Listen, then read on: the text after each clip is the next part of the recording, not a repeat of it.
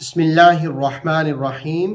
سورہ آل عمران کی 76 نمبر آیت میں ایسے لوگوں کا ذکر کیا جو ایسی خصلتیں اپناتے ہیں کہ اللہ بھی ان سے محبت کرتا ہے۔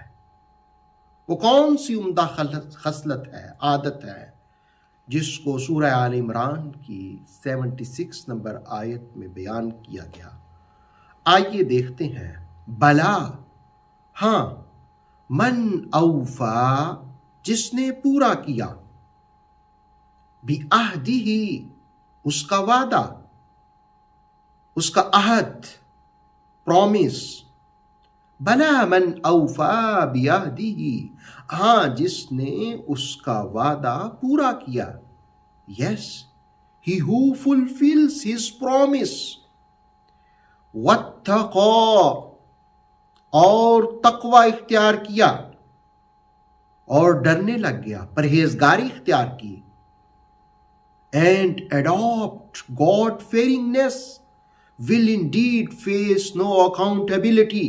واتقوا فإن اللہ يحب المتقین، بے شک اللہ محبت فرماتا ہے، یحب، محبت کرتا ہے، متقین، جو تقوی اختیار کرتے ہیں، جو پرہیزگاری اختیار کرتے ہیں۔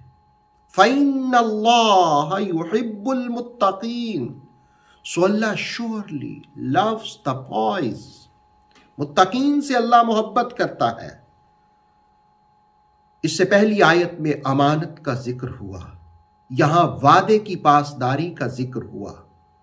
رسول کریم علیہ السلام نے امانت کے بارے میں فرمایا، اس کا ایمان نہیں جس کی امانت نہیں، اور وعدے کے بارے میں فرمایا کہ لا دین لمن لا عہد لہ، اس کا دین نہیں جو وعدے کی پاسداری نہیں کرتا۔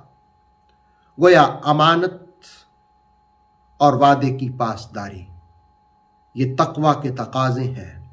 ابن ماجہ کی حدیث ہے، رسالت میں آپ صلی اللہ علیہ وسلم نے ارشاد فرمایا،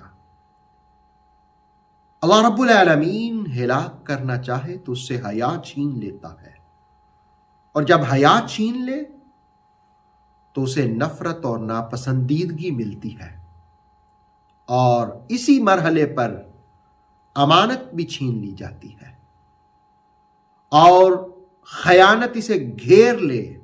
جو بندہ خیانت میں گر جائے تو پھر اس سے رحمت بھی چھن جاتی ہے، اور جب رحمت چھن جائے، وجود سے نکل جائے، تو بندہ لعنت اور دھتکار میں گر جاتا ہے، اور لعنت اور دھتکار میں گرے تو گویا اسلام کا قلادہ بھی اس سے اتار لیا جاتا ہے۔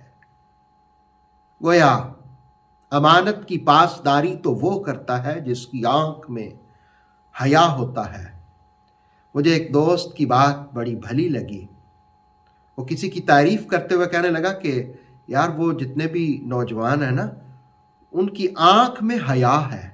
تو یہ آنکھ میں حیا ہونا بڑی چیز ہے۔ دوسروں کی قدر کو پہچانے، بڑوں کی قدر کو پہچانے، اپنی حیثیت کو پہچانے، یہ حیا آنکھ میں ہو تو یہ سارے آداب آتے ہیں، یہ ایٹیکیٹس آتے ہیں۔